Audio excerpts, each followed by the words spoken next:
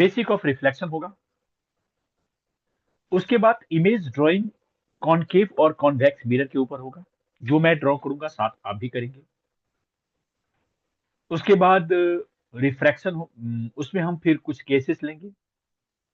फिर refraction, laws of refraction, उसमें refraction through plane surface. Plane surface में one medium to another medium, real depth, apparent depth, multiple medium, total internal reflection, critical angle. लेकिन उससे पहले हम lens ले लेंगे। इमेज फॉर्मेशन इन lens को भी आप करेंगे। तो मैं नोट शेयर करने से पहले, जो हम हैंड रिटेन नोट शेयर करते हैं, उससे पहले कुछ टॉपिक को पहले कवर कर लेना चाहते हैं, जिसमें कि refraction, image formation in spherical mirror, फिर reflection, image formation in spherical lens. ये इस टॉपिक में, इस नोट्स में नहीं है, क्योंकि ये मान के चलते हैं कि ये क्लास 9th 10th में आप लोग पढ़ चुके होते हैं, आता होगा। लेकिन बच्चों को आता नहीं है या कंफ्यूजन रहता है, तो मुझे प्रैक्टिस बढ़ाने के पर्पज से, आने के पर्पज से इन चीजों को कर लेना है। हम्म, तो ये चीजें आप अभी करेंगे। कॉपी रजिस्टर साथ में रख लो, प्रैक्टिस करना ही करना है। और मैं टॉपिक स्टार्ट करता हूँ। किसी को इससे पहले कोई ऐसी टॉपिक, कोई भी चीज पूछना चाहते हैं तो पूछ सकते हैं। आज डेट 26 अक्टूबर है और 26 अक्टूबर 2025। आपके पास कमिंग एग्जाम के लिए टाइम बिल्कुल नहीं बचा है। किस एग्जाम के लिए मैं बता देता हूँ। पहले तो जिनको जेई मेन का एग्जाम देना है, जनवरी में जेई मेन का डेट, शायद फॉर्म भरने का डेट, फॉर्म भरा जा रहा है। नीट का एग्जाम 3 मई को है। तो 3 मई को नीट का एग्जाम है, तो 4 महीने हो गए अगले मंथ का, और 2 महीने इस नवंबर दिसंबर, तो टोटल 6 मंथ का टाइम बचा है 2 साल के पेपर के लिए। आपने पूरा टाइम लगाया भी है। इसमें 11th भी करना है, 12th भी करना है, फिजिक्स केमिस्ट्री बायो सब करना है। जिनका मैथ है, मैथ भी करना है। और सीबीएसई अगर बोर्ड की बात करें तो सीबीएसई बोर्ड भी फरवरी में होने वाला है। फरवरी में 15 फरवरी के आसपास का कोई डेट होगा। तो उसमें टोटल 3.5 महीने का टाइम है। बहुत सारे स्कूल का प्री बोर्ड का एग्जाम भी अगले महीने शुरू हो रहा है। किसी किसी का तो शायद 30 अक्टूबर से ही शुरू है। तो ऐसे भी डेट नहीं बचा है। किन्हीं का नवंबर में, और भी कोई डेट हो सकता है 10 के आसपास। तो प्री बोर्ड का मतलब ये होता है पूरा सिलेबस आना। और आजकल जो पेपर बोर्ड के या कुछ स्कूलों के बन रहे हैं, दिल्ली में एक स्कूल है, प्रूडेंस स्कूल, सॉरी द्वारका में प्रूडेंस स्कूल, तो उसका पेपर जो देखा, वो पेपर को लगभग लगभग कहो तो 50% क्वेश्चन या 30% क्वेश्चन वो नीट और जेई मेन पैटर्न पे ही उन्होंने इस बार पूछा था, इससे पहले जो एग्जाम हुआ था। ज्यादातर स्कूलों ने उस चीज को कवर नहीं किया है, न्यूमेरिकल का पोर्शन बढ़ा दिए। तो जो न्यूमेरिकल का पोर्शन की हम प्रैक्टिस करेंगे, तो वो ऑटोमेटिक प्रैक्टिस हमारा लेवल ऊपर तक जाएगा। तो न्यूमेरिकल तभी होगा जब हमारा थ्योरी में परफेक्शन हो और आप खुद से भी काफी कुछ डिसाइड कर सकते हैं। तो ठीक है, मैं अभी सबसे पहला टॉपिक, तो अभी आप लोग एक माइंड मेकअप कीजिए कि सर सबसे पहले हमें रिफ्लेक्शन का इंट्रोडक्शन देने के बाद मिरर का इमेज फॉर्मेशन करेंगे या करने को देंगे। और फिर दूसरा उसके जस्ट बाद का टॉपिक जो होगा मिरर के बाद, वो रिफ्रैक्शन होगा। रिफ्रैक्शन में एक दो टॉपिक के बाद इमेज फॉर्मेशन इन लेंस देंगे। और चूंकि आप सभी कोई स्टूडेंट समझदार है, बहुत नॉलेज वाले हैं, तो मुझे लगता है क्या कि मैं टॉपिक आगे पीछे भी करा दूं तो कोई फर्क आपको नहीं पड़ना चाहिए। तो जब भी मैं लेंस का इमेज फॉर्मेशन करूं, तो साथ में अगर मैं ऑप्टिकल इंस्ट्रूमेंट करा दूं, कंपाउंड माइक्रोस्कोप, टेलीस्कोप, तो भी कोई फर्क नहीं पड़ेगा, क्योंकि लेंस के इमेज फॉर्मेशन के बेसिस पे बेस है। तो टॉपिक को लेते हैं, थोड़ा स्पीड भी हमें लेना पड़ेगा, टाइम इज रनिंग आउट।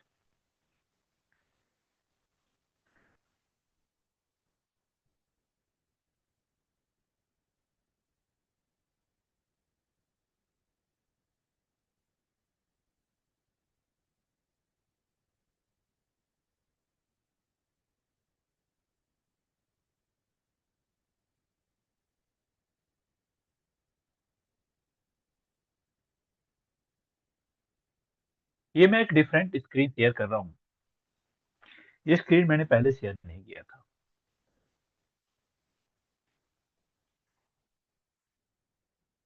ये जूम का अपना स्क्रीन है, व्हाइट बोर्ड है एक्चुअली जूम का।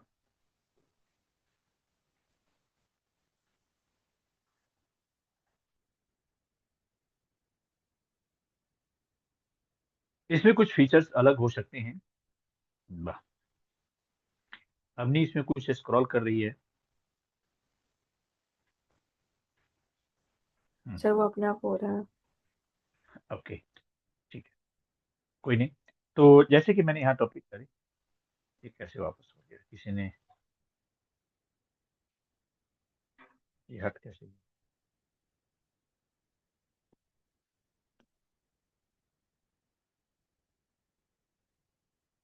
1 person is following you।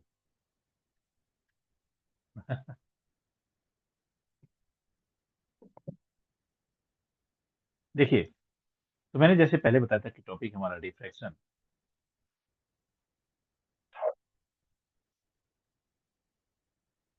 ये रिफ्रैक्शन क्या है? ये रिफ्रैक्शन आप जानते हैं कि it is a when light goes from one optical medium to another. ये मुझे डिस्कम्फर्ट कर रहा है, तो मैं इस स्क्रीन बोर्ड को हटाता हूँ, जो मेरा अपना व्हाइट बोर्ड है वही लेता हूँ। डिस्कम्फर्ट क्या है? क्योंकि ये पाम को रिजेक्ट नहीं कर रहा है, और पाम को रिजेक्ट नहीं कर रहा है, तो इसकी वजह से पाम जब भी उस कर्सर पे आता है तो वहां पे जाके गड़बड़ कर दे रहा है।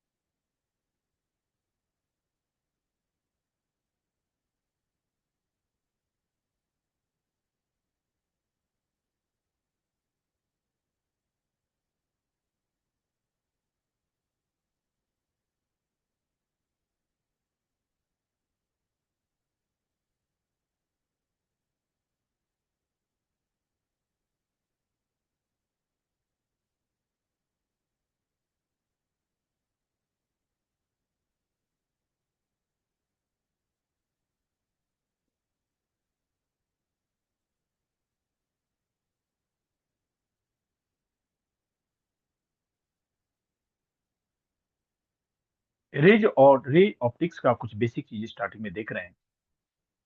लिख रहा है लाइट रे जो है, रे एक इलेक्ट्रोमैग्नेटिक वेव है। रे is a electromagnetic wave,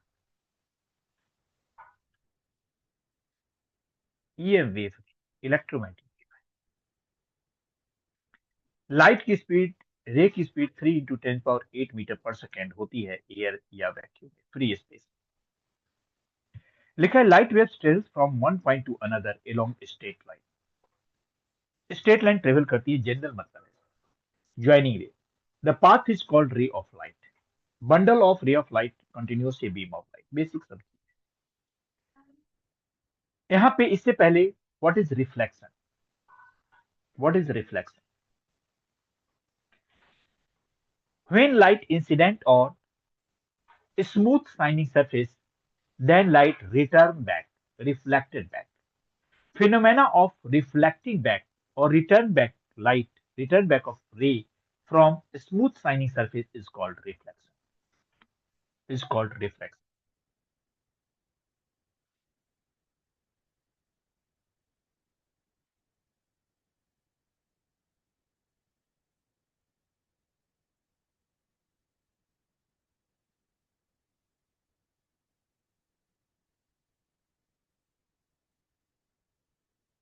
refraction. यहाँ पे आप एक मिरर लेते हैं, जिसको मैंने स्मूथ शाइनिंग सरफेस कहा है। आप भी मिरर डायग्राम बनाएंगे। मिरर का नाम M1 M2 ले लिया। मिरर का नाम M1 M2 ले लिया। एक यहाँ पे रे आ रही है इसके ऊपर, ये रे आ रही है, ये reflect back. This is normal. This is angle of incidence I, angle of reflection R. This is N, this is O। I को angle of incidence कहते हैं, angle of incidence। This is angle of reflection। Angle of reflex, angle of incidence, angle of reflex.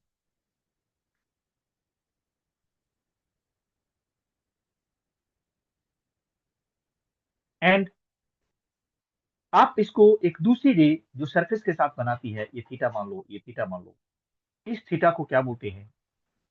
इस theta को बोलते हैं glancing angle, glancing angle. आप एक और चीज ध्यान रखना, आप जब लिख नहीं रहे हो, जब देख रहे हो, पहले तो लिखना हर एक चीज को, और कई एक बार सिर्फ देख रहे हो, उस कंडीशन में आपको एक टारगेट है। देखो आप सभी स्टूडेंट मेहनत कर रहे हैं। क्या मेहनत कर रहे हैं? मैंने आपको बोला कि सवेरे ज्वाइन हो जाओ से 8:30 बजे, आप सब 8:30 बजे तैयार हो जाएंगे, पता नहीं चल। फिर मैंने टाइम 25 मिनट लेट किया, और उसमें भी 10-15 मिनट आगे लेट करा दिया, फिर आप सभी कोई ज्वाइन हो गए। ज्वाइन हो गए तो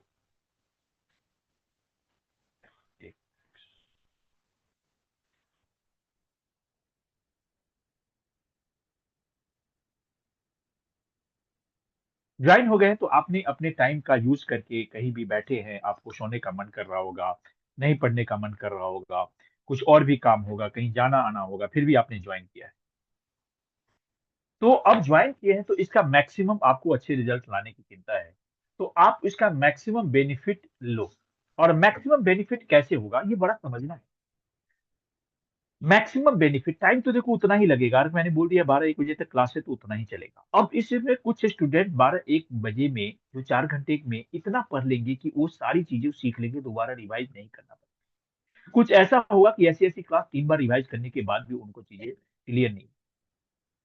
तो इसके लिए आप इसको फुल अटेंशन कर लेना। मैं एक छोटी सी चीज आपके साथ शेयर करता हूँ। आप लोग बड़े क्लास में आ गए हैं तो आपने लर्निंग के, फास्ट लर्निंग के, कोई चीज को ज्यादा जल्दी सीखने के बहुत सारे मेथड सीखे होंगे। और अपने इंडिया या इंडिया से बहुत ज्यादा लोग मेमोरी ट्रेनर हैं, फास्ट रीडर बताते हैं कि कैसे आप फास्ट पढ़ सकते हैं, कोई चीजों को एक बार पढ़ के कैसे याद रख सकते हैं, और जल्दी जल्दी पढ़ सकते हैं, जल्दी याद रख सकते हैं, फास्ट लर्नर कैसे बन सकते हैं। बहुत सारी आप यूट्यूब पे भी देखते होंगे कि देखो आप एक दिन में कितनी बुक पढ़ते हैं, कितने पेज पढ़ते हैं। तो मेरा ये मेथड है कि एक दिन में आप 2 दिन में एक पूरी बुक कंप्लीट कर सकते हैं, याद रह सकता है। आपको याद करने में कितना टाइम लगता है? इस टाइप के कुछ मेमोरी बेस्ड कुछ लोग टर्निंग लर्निंग प्रोग्राम बनाते हैं। तो उसका, वो उस चीज का बेसिक फंडामेंटल क्या है मैं समझा देता हूँ। कहता है कि हमारे जो सेंस ऑर्गन है ना, 5 सेंस ऑर्गन, आंख, नाक, जीभ, और आंख, नाक, जीभ, कान और स्किन, ये 5 सेंस ऑर्गन है। कहता है किसी भी चीज को 5 सेंस ऑर्गन जो है ना, इस सेंस ऑर्गन में चीजों को डाल डाल दिया जाए, नहीं 5 सेंस ऑर्गन से फील करा दिया जाए, तो वो चीजें उसके दिमाग में जल्दी चली जाती है और परमानेंटली चली जाती है। ठीक है। सपोज करो कभी मम्मी पापा आपको समझाते हैं कि बेटे ऐसे करना, ऐसे करना, बात से आप ध्यान से सुनते हैं, कई एक बार समझाने के बाद गले लगा लेते हैं, पीठ थपथपा देते हैं, तो वही चीज का इफेक्ट डबल हो जाता है। कभी कोई चीज हमने आपको कोई वीडियो दिखा दिया, कोई चीज कानों से सुनते हैं और कानों के साथ साथ वीडियो से देखते हैं, तो इसका इफेक्ट डबल हो जाता है। और किसी चीज को आपने, आप स्कूल में कोई आपने कोई स्पीच दिया होगा, आपने तैयारी किया होगा। जब स्पीच देते हैं तो कोई 10-20 बार आप तैयारी नहीं करते, और स्पीच देने के बाद, स्पीच देने से पहले रिहर्सल कराते हैं। तो कोई चीज को आप लिखते हैं, पढ़ते हैं, बोलते हैं। अब देखो बहुत सारे सेंस ऑर्गन यूज हो गए, सुना भी है, बोलने का भी यूज किया, बोलने से पूरा दिमाग ही यूज हो गया। आप कोई चीज को पढ़ाते वक्त, बोलते वक्त हाथ को आगे पीछे करते हैं, गेस्चर चेंज करते हैं। ये होता क्या है कि हम अगले आप को ज्यादा से ज्यादा चीजों को फील करा दें, और जितनी चीजों को आप फील करेंगे ना, वो उतना ही परमानेंटली दिमाग में बैठ जाता है। बोलते हैं पढ़ो, फिर कहते हैं लिखो, क्यों भाई? पढ़ा आंख से, लिखा बॉडी का भी यूज हो रहा है, गेस्चरिंग करते हैं तो आपने पूरा पूरा हमारा बॉडी का भी यूज उसमें यूज हो रहा है। तो जब भी कोई टीचर पढ़ाता है तो 2-3 चीज़ों पे अच्छा कोशिश करना चाहिए। मुझे भी करना चाहिए और को भी। मैं बोलूँ एक, कुछ बोलने का डायग्राम बनाऊँ, तो डबल इफेक्ट हो गया। और मैं कोई गेस्चरिंग भी करूँ, कोई सर्कल बनाना है तो सर्कल-सर्कल हाथ सा घुमाऊँ। आपके दिमाग में मेरी बात नहीं जाएगी, हो सकती है मैं हाथ का सर्कल दिमाग में बैठ जाए। मैंने कोई पॉइंट किया, आपको खड़ा कर दिया, बताओ जी। जब खड़े करके बताएँगे, तो ऑटोमेटिक आप जब खड़े होंगे ना तो आपका डबल मतलब कुछ आपका अटेंशन ऑटोमेटिक पढ़ाई की तरफ झुक जाएगा। अब जो जो-जो चीज़ एक-एक चीज़ बोलूँगा ना, वो सारी चीज़ें आप बड़ा गौर से सुनेंगे। बैठे हैं तो कंफर्टेबल बैठे। इसीलिए आपसे मैं कहता हूँ 2 बार लिखो, 3 बार। आप जितना बार लिखेंगे आप एंगेज रहेंगे, पूरा बॉडी, पूरा सेल्स ऑर्गन एंगेज रहेगा उसमें। तो आप फास्ट लर्नर हो जाएँगे। इसीलिए 2 बार 3 बार लिखना पड़ता है। कोई एक बार से कई बार लोग बोलते हैं कि मैं बुक सर पढ़ लिया हूँ। कैसे पढ़ा? सर मैं रीड कर लिया हूँ। हम बोलते हैं कुछ भी नहीं हुआ, ज़ीरो है। फिज़िक्स ऐसे ही है, मैंने पहले ही बता रखा है, physics is a denser subject. Physics is a denser subject, इसमें ज़्यादा डेंसिटी है। तो लिखने से तो कुछ नहीं होगा, डेंसिटी मतलब पढ़ने से तो कुछ नहीं होगा, उसको लिखना भी पड़ेगा। तो एक चीज़ का ये ध्यान रखना है, तो लिखना है, बोलना भी। आप मैं सुनूँ या नहीं सुनूँ, आप जहाँ बैठे हैं वहीं पे बोलना। कोई टॉपिक हो रहा है, बोलना। जो लिखने की बात है, लिखना। आपको पता है, आप आफ्टर द क्लास ज़्यादा उसमें डीप महसूस करेंगे, लगेंगे बहुत कुछ मैं आज सीख लिया। तो सारा टॉपिक जानते हैं, सीख लिया का मतलब you can express them, you can feel them. बोलते हैं ना लोग कि मेरा कांसेप्ट ठीक नहीं है। Concept is the feeling of the topic and you when to feel the topic, you can do any question. You can analyze the question. You can do the question that you have never done, never solved, because you have already felt the concept. चलिए topic पे आते हैं आगे।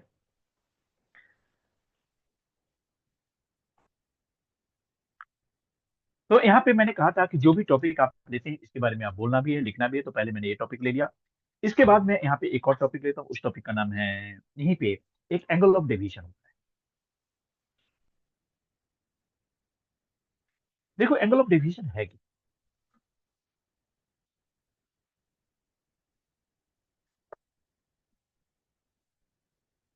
ये रे है, ये रे को ऐसे जाना चाहिए आगे, ऐसे रे को जाना चाहिए।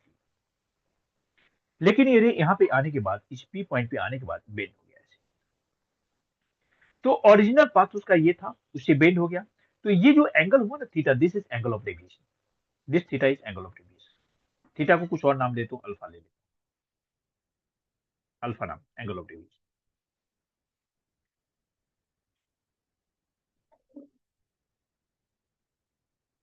Angle of deviation. अब अगर ये एंगल ऑफ डेविएशन समझ में आ गया, तो ये जो फर्स्ट पार्ट है, इस फर्स्ट पार्ट में जो रिफ्लेक्शन हुआ है, इस रिफ्लेक्शन का एंगल ऑफ डेविएशन क्या है? तो जो हमारा इंसिडेंट रे है, इंसिडेंट रे का नाम मान लो मैंने एम ओ लिया है और रिफ्लेक्टेड का एम एन लिया है।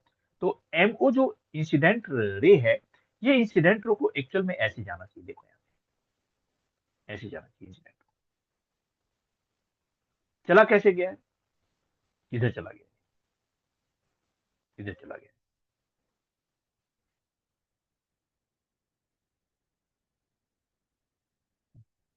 इधर चला गया है। तो ये एंगल ऑफ डेविएशन यहाँ पे डी हो गया, एंगल ऑफ डेविएशन। तो इस फिगर के लिए एंगल ऑफ डेविएशन कितना होगा? इस फिगर के लिए angle of deviation D 180 minus I और आर होना चाहिए, मतलब 180 minus 2 I, angle of deviation.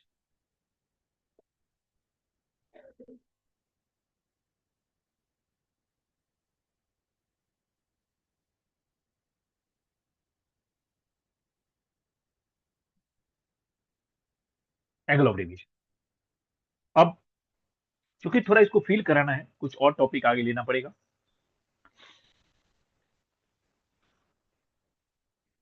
Image formation in plane, यहाँ पे लॉज ऑफ रिफ्लेक्शन है, मैं बोल दूंगा सिर्फ आप देखेंगे। Laws of reflection, laws of reflection है incident ray, reflected ray and normal, all line same. Incident ray, reflected ray and normal.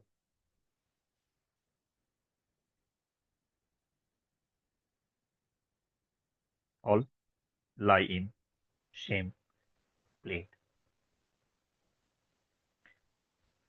दूसरा, angle of incidence equal to angle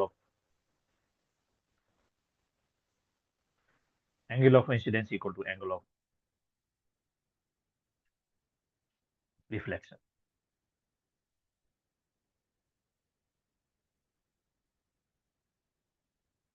angle I equal to angle I equal to.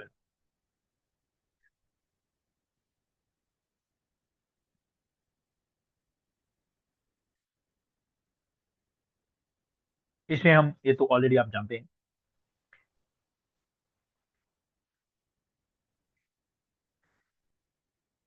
Image formation on plane mirror.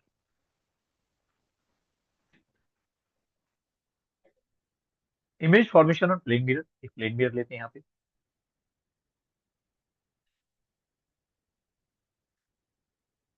Object लेते हैं वो. इसमें क्या हो सकता है, ये ऑब्जेक्ट है, इस ऑब्जेक्ट से एक रे जाती है, रिफ्लेक्ट बैक करती है, दूसरा रे आती है, ये रिफ्लेक्ट बैक करती है. यहाँ पे नॉर्मल आप ले सकते हैं.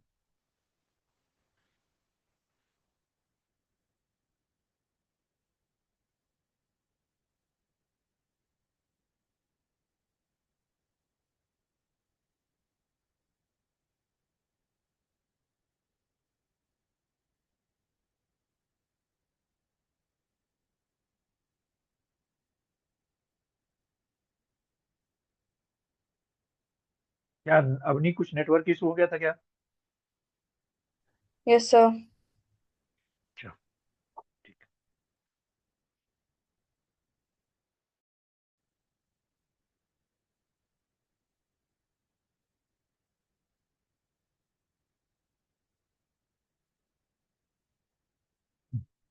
ठीक है.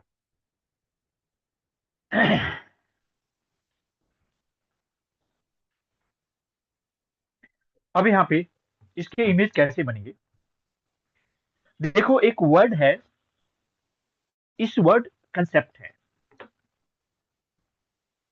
इंसिडेंट रे. आप लिख लेना, इंसिडेंट रे और part of incident ray is object. Incident ray और part of incident ray is object, लिख लो.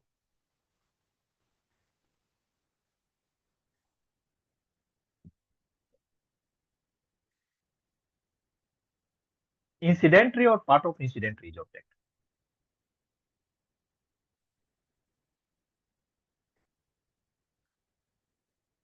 और दूसरा,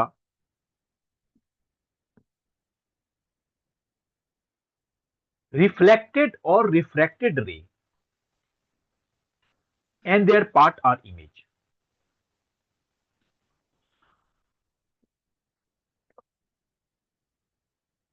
रिफ्लेक्टेड रे और part of reflected ray are image.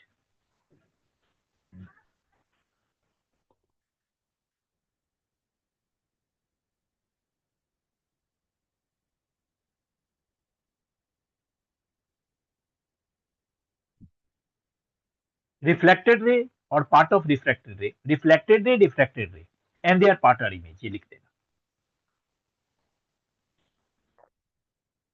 मैं यहां पे देखना,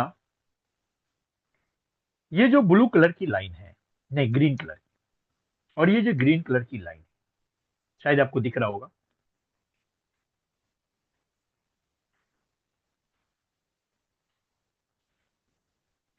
और ये जो येलो कलर की लाइन है, येलो कलर की अभी जो मैंने ड्रॉ किया है, ये पार्ट ऑफ इंसिडेंट रे है. Two one two part of incident ray. तो ये ऑब्जेक्ट बना सकता है, इमेज नहीं बना सकता. और rays 3 and rays 4, rays 3 and rays 4 जो है, ये रेज 3 एंड रेज 4 ये पार्ट ऑफ रिफ्लेक्टर रे है, तो ये इमेज बना देगा। तो इमेज ये पीछे बनाएगा, ये इमेज बनेगा I the image. Mirror M1 M2 है मिरर। प्लेन मिरर है, प्लेन मिरर में क्या क्या होता है, इमेज की क्या क्वालिटी होती है। पहली quality virtual image, image virtual है, same size, same distance and erect, erect vertically. लेकिन साइड वाइज लेटरली मतलब साइड से इन्वर्टेड, लेफ्ट का राइट, राइट आपके नॉर्मली जब हम शर्ट पहनते हैं तो शर्ट में जो पॉकेट होता है, अगर एक ही पॉकेट तो